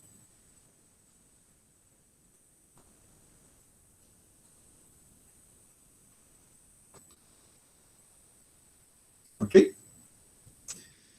Então, isso, inclusive, é a discussão que nós temos na página 3, até chegar na equação 1, ok? Então, basicamente, você tem essa equação para uma data t genérica, tem a mesma equação para uma data t, um dia já feito essa discussão aqui em outra aula. Então, a conclusão é que, no frigir dos ovos, que a variação percentual do P é aproximadamente a variação percentual do N menos a variação percentual de Y mais a variação percentual de V. Em particular, vamos simplificar. Suponha que esse aqui é 0 e esse aqui é 0. Então, você teria cairia na versão simplificada, onde seria a igualdade entre variação percentual de P e M, tá? E aí, com isso, eu quero discutir os gráficos que eu tenho. Professor, acho que eu me confundi aqui. Você pode me dizer o que o M representa? Ele é o M1? Pode ser o M. Bom, aqui para a gente vai ser o M0. Poderia ser o M1, PMPP mais depósito à vista, ou o M0, que é a base monetária. Tá, geralmente, quando o exercício se remeter a isso, ele vai especificar? Se for necessário, vai. Aqui, por exemplo, no tópico passado era absolutamente necessário. Agora, eu vou usar aqui o M0, mas vai depender. Por exemplo, te dar um exemplo. Quando a gente discutiu esse gráfico que está aqui, lembra? Uhum. Eu nem disse se era M0 ou M1. Mas tem o M1 aqui, lembra? Esse 1 é subscrito, quer dizer situação 1, tá? Não é M1 no sentido que a gente discutiu antes. O gráfico está muito pequeno ou vocês estão conseguindo ver? Tá bom. Lembra que eu até mencionei, tem uma diferença entre eu escrever assim, como subscrito, ou assim, com 1 do tamanho, tá legal? Então, esse 1 quer dizer situação inicial. Tá? Então, aqui eu nem discriminei se eu estava falando da base monetária ou algum outro conceito. Pode ser qualquer um dos dois aqui, tanto faz. Vale para a base monetária ou vale para aquilo que a gente chama de M1, tá? Perguntas? Então, eu estou querendo discutir, no momento, esses gráficos aqui no final do PDF. Um pouco mais. Tools. Quero View, Rotate, View, Left. Tem que diminuir esse gráfico aqui, vamos lá. Dá para aumentar um pouquinho, se eu puxar assim. Está dando para ver bem o gráfico? Então, gente, a gente já tinha falado desse gráfico. Observe o que a gente tem aqui. Em escala logarítmica. Perdão. Escala horizontal, meses. Janeiro de 1980 é o primeiro, o último é dezembro de 2018. Escala vertical, logaritmo natural do IPCA e da base, eu cheguei a falar. Isso aí eu fiz um ajuste para que os dois saíssem de 0, tá? Mas o interessante é que essas duas curvas elas andam bem juntas aqui no Brasil. Pelo menos, isso é para o Brasil, tá? IPCA, inclusive um índice brasileiro. Índice de preço ao consumidor ampliado. A linha cheia, preço, o IPCA, linha pontilhada, base monetária. Aí disse, olha, eles andaram bem juntos aqui, aí continuaram juntos aqui, aí começaram a se descolar aqui. Então, no gráfico 2, eu olho o que está acontecendo. Então, basicamente, pode ser o gráfico 2, é como se eu tivesse dado um zoom nesse pedaço aqui, ó. Tá ok? Perguntas até aqui, gente? Aí mas, Alexandre, isso está errado, porque aqui você disse, olha, que o preço desse gráfico horroroso, vou apagar, hein? Posso? Alguém se opõe? Ninguém se opôs? Então, vamos lá. Você tinha colocado aqui que o M e o P iam variar a mesma taxa. Não, mas para que isso fosse verdade, eu estaria assumindo que o V e o Y são constantes. Tá? Na verdade, a equação, se você olhar a equação completa, que é a equação de número 1, ela diz variação percentual em P é igual a variação percentual em M menos variação percentual. Só que eu estou trocando, né? Desculpa aqui, agora que eu vi. Tentar usar a mesma anotação da nota de aula. Eu botei o percentual antes do delta, tá? Então aqui deveria ter ficado o percentual, ficar aqui, ó. Antes. P igual a variação relativa de M menos variação relativa de Y mais variação relativa. Eu cismei com um percentagem antes depois do delta. Menos mais percentual delta V, tá? Então vamos supor, vamos tornar aquele exemplo, basicamente, quando eu digo que olhe só para isso aqui, eu estou assumindo que as outras duas variações são nulas, o Y e o V estão constantes. Vamos, por exemplo, por simplicidade, suponha que o V é constante, logo, esta variação aqui é igual a zero, né? Essa última aqui. Vamos admitir que o Y está mudando. Então, na verdade, a nossa equação ela deveria envolver comparar a variação percentual do P menos a diferença entre essas duas variações percentuais aqui, do M e do Y. Os dados aqui são mensais. O IBGE não calcula PIB mensal. O que eu fiz, eu peguei um indicador do Banco Central, chamado IBCBR, como se fosse uma medida, uma tentativa de mensurar o que seria o PIB mensal. Calculado pelo IBCBR, então calculado pelo Banco Central do Brasil. Então, o que você tem aqui? Linha cheia, essa aqui, ó, é o IPCA. Essa linha pontilhada aqui é a base monetária. Aí eu tive que vir de janeiro de 2003, porque é o primeiro ano para qual o primeiro mês que eu tive o IBCBR. Está disponível o cálculo, o IBCBR foi calculado. E aqui, basicamente, você pode interpretar como se fosse a diferença entre os dois. Aqui está um sobre o outro, mas na prática é como se fosse a diferença entre os dois.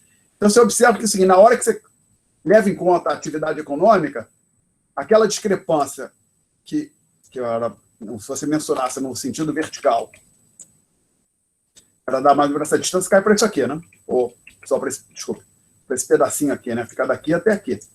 Então, assim, então você leva em conta a atividade econômica, realmente, o que vamos dizer, a aderência, a capacidade dessa equação replicar o que você vê nos dados aumenta muito. A distância entre as curvas diminui bastante. Tá? Ok? Aí se alguém pode falar, esses pontilhados, esse pico que é recorrente, isso é chamado uma sazonalidade. É um fenômeno sazonal. Temperatura sempre mais alta no verão. É um efeito sazonal. Tende a ser mais alta no verão, né? Tende a chover mais numa dada época do ano, um efeito sazonal também. Tá? Então, algumas variáveis econômicas também têm comportamento sazonal. Então, realmente, como uma primeira aproximação, a equação quantitativa te fornece uma boa descrição da relação entre M, V, P e Y, né? Mesmo que você assuma que o V é constante. Que, basicamente, maneira mais simples, mais primitiva de eu mensurar o V é simplesmente assumir que ele é constante, ou seja, ignorá-lo. Tá? Perguntas até aqui, senhores? Bom, então, a gente realmente não é perfeito, mas a teoria quantitativa, ao menos pelo longo prazo, fornece uma boa explicação, uma boa ilustração de como moeda, preços e PIB real se relacionam. Posso apagar o quadro? Então, voltar para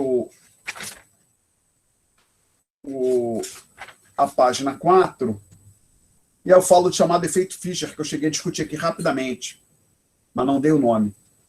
Então, a gente já discutiu aqui, R agora é a taxa nominal de juros, o R maiúsculo, tá? A fórmula que relaciona a taxa real de juros, que é o Rzinho. Então, vamos lá, Rzão, R maiúsculo, taxa nominal de juros. Rzinho, a chamada taxa real de juros. e π é a taxa de inflação. Essas três variáveis se relacionam de acordo com esta fórmula, e existe uma aproximação que é bastante utilizada pelos livros textos, e nem coloca o tio, você coloca igual. Diz que o R maiúsculo é igual a Rzinho mais π. Tá? E o chamado efeito Fischer, ele diz o seguinte: no longo prazo, um aumento na taxa de... aqui ficaria melhor, ao invés de que onde eu coloquei ΔM nas notas de aula, acho que fica melhor cortar e colocar assim, usando a notação que eu tinha usado antes, um aumento na taxa de crescimento da oferta numérica, que, por exemplo, só a gente olhar aqui para o gráfico, esse a base monetária tem uma tendência de crescimento, né? Ela está ok? Então, isso tem em todos os países do mundo, mesmo os países de baixa inflação. Isso aqui é o Brasil pós-plano real, inflação relativamente baixa para o nosso padrão. Você vai olhar nos Estados Unidos, a base monetária tem uma tendência de crescimento também. Tá? Então, uma mudança na taxa de crescimento da quantidade de moeda, que os economistas chamam de oferta de moeda, no longo prazo, ela tende a fazer. Então, por exemplo, você põe que o M vinha crescendo a taxa de 1%, qual é assim? É 1% ao ano. Desculpa, voltar para o azul. O M vinha crescendo 1% ao ano. Quer dizer, ao ano. E agora, alguma coisa acontece, ele passa a crescer um pouco mais rápido. Passa para 2% ao ano. O chamado efeito Fischer diz o seguinte, então, vamos olhar para cá. Você poderia ter o seguinte, qual seria o impacto dessa mudança sobre essas três variáveis, o R, o Rzão, o Rzinho e o Y. E vamos fazer o exemplo o mais simples possível, olhar só para a equação aproximada. Vou colocar aqui uma tabelinha rápida. Exatamente.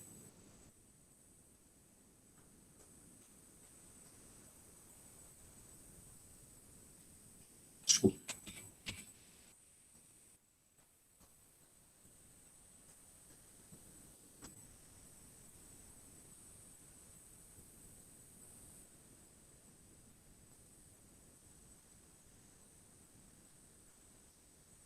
Então, suponho que isso aqui estava na faixa de 1% ao ano. Esse aqui, por exemplo, fosse 1, porque, pelo que a gente tinha discutido, esses dois tendem a andar juntos. Esse aqui tivesse, digamos, por exemplo, em 2, isso aqui fosse 3.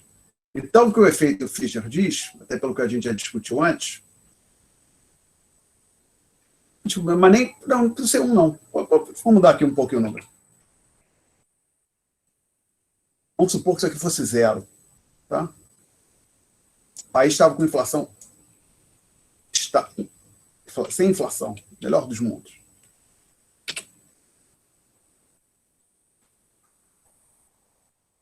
Opa, acho que hoje tem um panelaço. Vendo um pessoal aí gritando aí.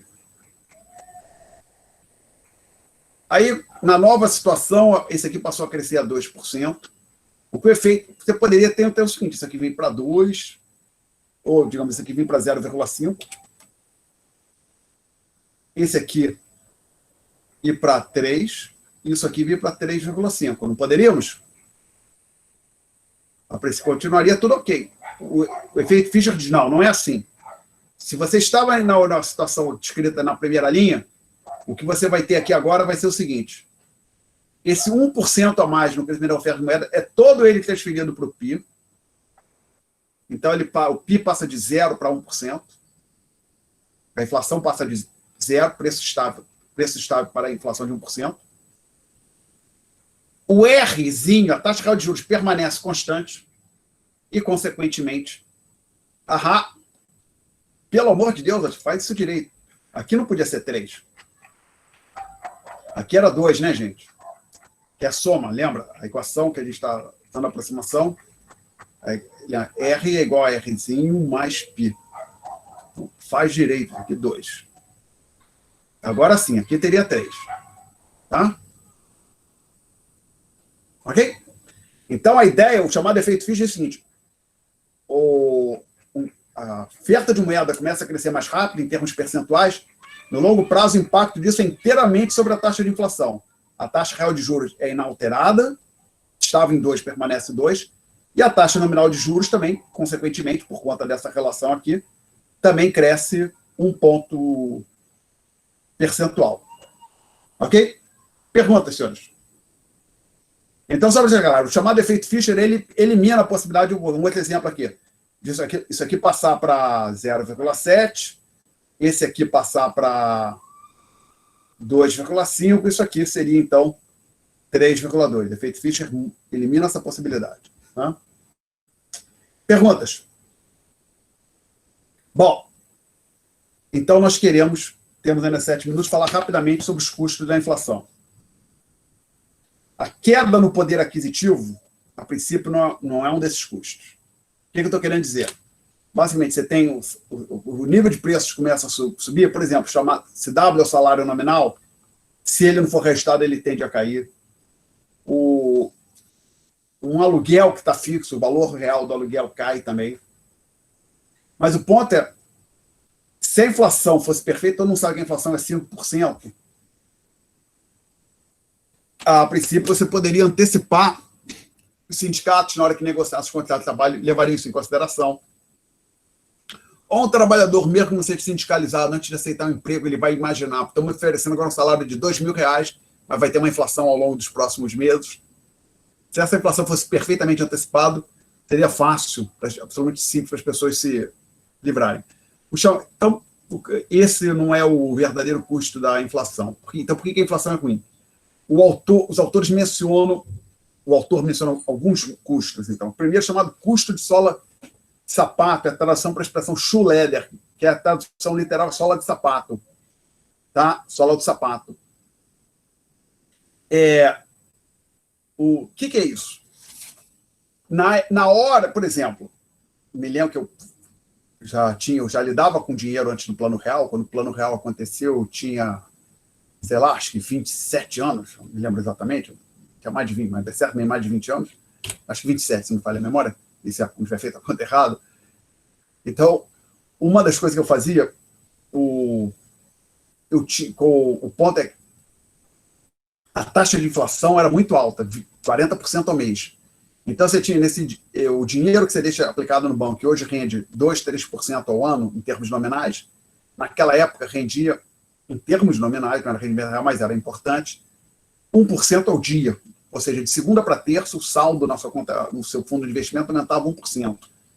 Então, se você tivesse a oportunidade de um pagamento fixo, digamos, era Cruzeiro Real, a unidade monetária da época, você tinha um pagamento de 100 cruzeiros reais para fazer, você postergava ao máximo aquele pagamento para pegar o pagamento que fosse fixo de 100 reais. Por quê? Você iria fazer o seguinte, eu fazia isso com frequência, eu tinha um automóvel, eu não usava muito carro, botava gasolina no máximo uma vez por semana, eu deixava para botar gasolina na sexta-feira, depois que o banco fechava. Por quê? Simples, porque eu pagava com cheque a gasolina e eu sabia que o dono do posto ia conseguir depositar o cheque na segunda. Então, com isso, eu deixava o dinheiro aplicado de mais uma noite e ganhava mais um pouquinho. Pagamento com cartão de crédito, você fazia um esforço brutal para deixar tudo lá para o último dia, assim, não, segura essa compra. Ou então, assim, não, ou então não vou fazer, quero comprar alguma coisa hoje, não, de jeito nenhum, o cartão vira amanhã, não, vou segurar. Não precisa deixar para você esperava o cartão virar de qualquer maneira, ao invés de passar o cartão de crédito hoje, deixa para passar daqui a 2 dias para ir para a fatura do mês seguinte. Dinheiro, vai bater a conta de luz, no dia que a conta de luz vencia, que eu fazia o resgate do fundo de investimento. Não deixava o dinheiro parado na conta, ninguém deixava o dinheiro parado na conta corrente. Hoje em dia, pelo menos eu não faço mais isso. Eu recebo o meu salário, pago umas contas no começo do mês, vejo quais são as outras que vão bater, quanto é que vai ser, quanto é que eu tenho que deixar parado na conta ao longo do mês e refaço isso todo começo de mês, para recebo o salário no começo do mês. Mas na época do Plano Real, eu ficava que nem um louco antes do Plano Real, eu ficava que nem um louco gerenciando a minha conta, que era diariamente, ou uma vez de manhã e de tarde, com o maior cuidado. Todo mundo fazia isso. Agora imagina isso para uma pessoa, imagina uma grande empresa. A grande empresa, então, ela tem um imenso departamento só para cuidar disso. Ainda tem hoje, só que na época era muito mais oneroso. Então, esse tão chamado custo de sola e sapato é o decorrente do esforço maior que você tem para gerenciar os seus recursos monetários num ambiente de inflação elevada.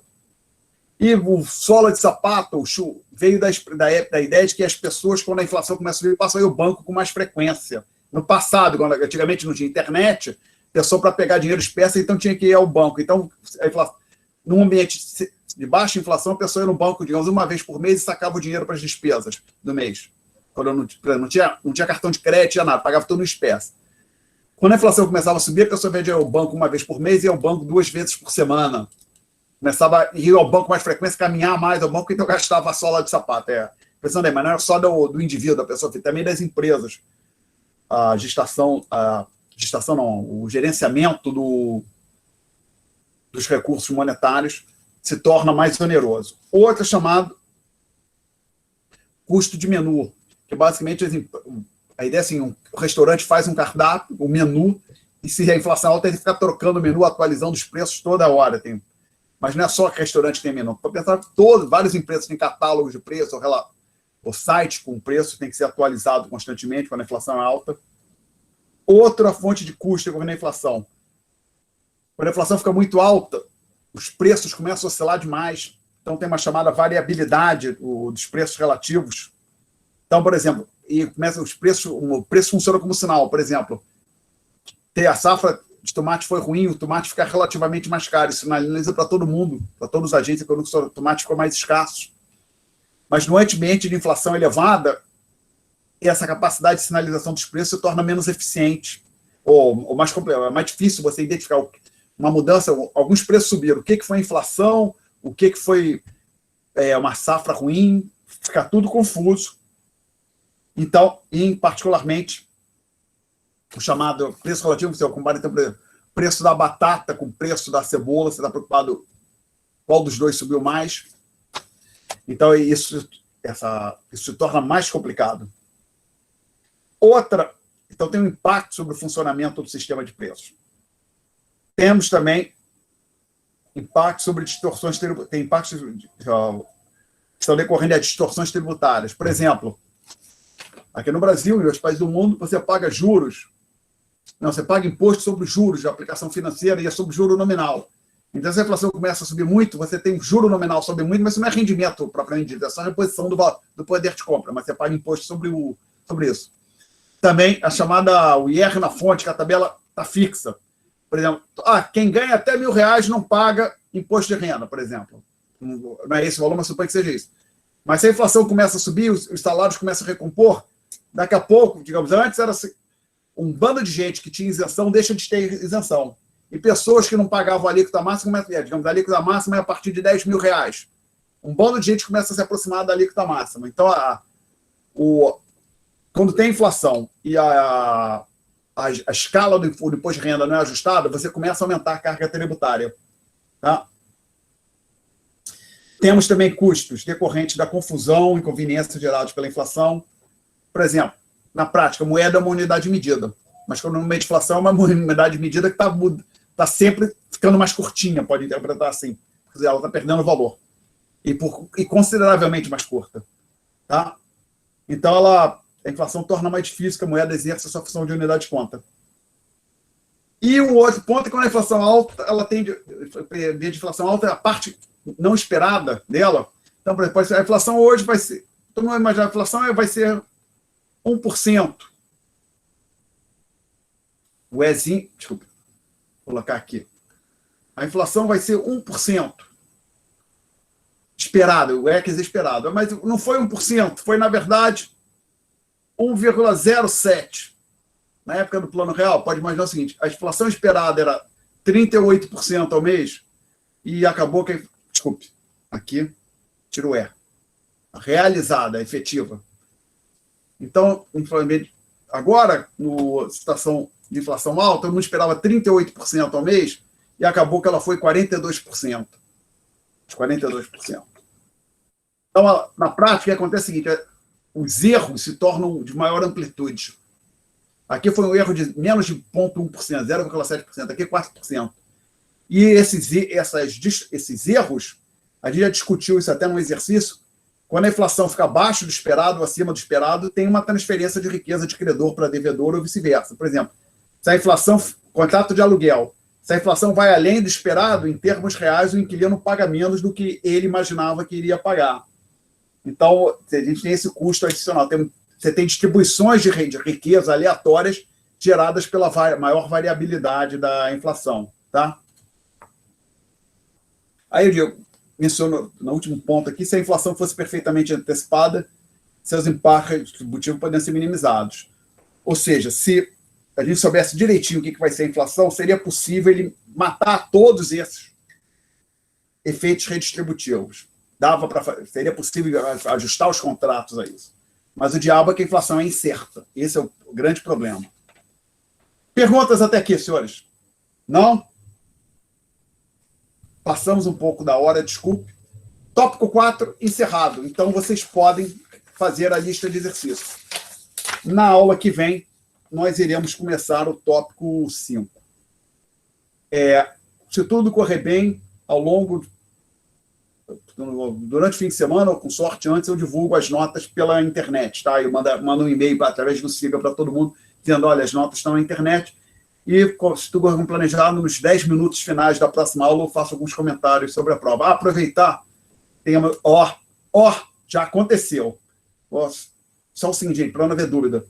Me lembrem de falar disso no final da próxima aula, ou quando eu for discutir a prova.